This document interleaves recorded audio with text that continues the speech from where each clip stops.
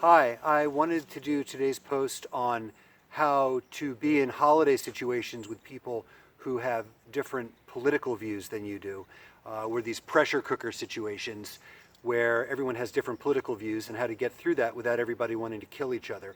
I got the idea from this post from my colleague, Shandy Heather, who is the best cognitive behavioral therapist in Brooklyn, New York. But this is my take on this issue. And so in order to make it through these situations and have a great time and create a great vibe, we want to understand where the passion comes from, okay? So anytime you have a negative emotion, like you're really frustrated or angry at what somebody else is saying because of their political opinion, it might not be obvious, but this comes from your limbic system perceiving a threat and activating your fight or flight system, all right?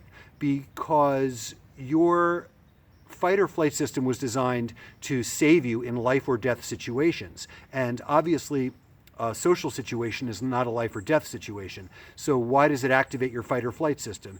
In order to illustrate this, I thought I'd let my friend Gypsy help us out. Gypsy's a very old dog by now, but she likes to help. So to illustrate this, let's pretend that I'm telling Gypsy that she's misinformed politically. So let's just say, so Gypsy, you are so wrong. You don't know what you're talking about. You're getting fake news from bad sources, and you're misinformed, and your opinions are just stupid. Your political opinions are just stupid, and you're really being a sucker. They're just using you. All right, so she is really unaffected by this, and this is because as a dog, she does not have an ego, okay? But as human beings, we don't just live in the physical. If I were physically attacking her, she would fight back. But we don't just live in the physical, we live in the world of ideas. And our ideas of who we are. You know, I'm a good person, I'm a righteous person, I want truth, I want justice, I want to know what I'm talking about, all these positive things.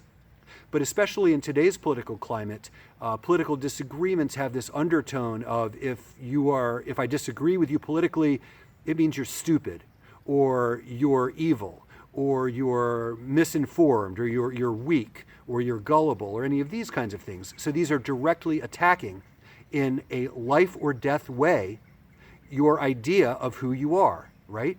And so this activates your fight or flight system. So the way through this is to understand that whoever you're talking to is just like you. They just want to feel safe. They just want to feel like their life or their ego are safe.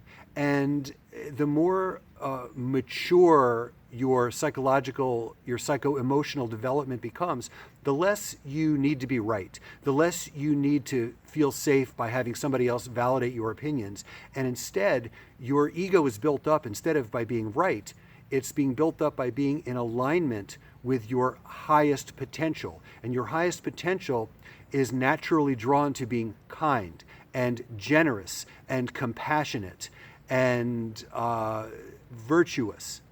So when you find yourself in a political disagreement, instead you can see the place within the person you're talking to that just like you wants to be safe, that just like you wants to be right, that just like you wants to do the right thing and know the right thing and be virtuous and embody justice and be of value, and talk to that intention within the other person. Instead of trying to convince them of your being right, simply honor that they are motivated by positive intentions, and you can just find some other kind of, find something else to talk about, or maybe compliment them on how passionate they are and how much you respect them for caring, and speak to the part of them that find value in their intention to be right, and connect with your own value of embodying these high qualities of kindness and generosity and mercy and compassion and care.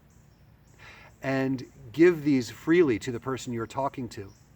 And then you'll create a great vibe and a wonderful holiday for all.